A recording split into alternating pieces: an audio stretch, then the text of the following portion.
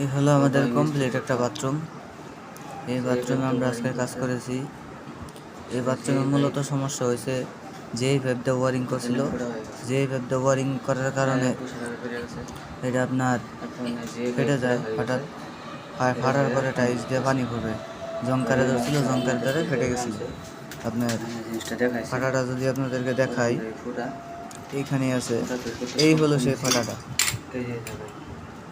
এই যে এই যে এই যে এই যে এটা হলো এইখান দিয়ে পানিটা পড়ছে। টাইলস করা ছিল বাথরুম, এখান থেকে লিক হয়ে পানি পড়ছে।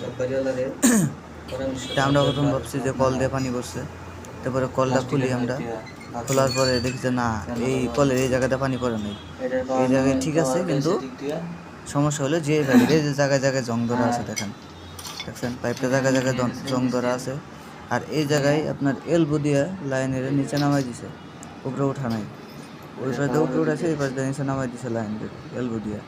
আর এই জায়গায় আমরা এখন যেটা করবো, যে পাইপ বাদ করে এই জায়গায় আমরা দেবো সিবিসি এবং ঠান্ডা গরম দেবো।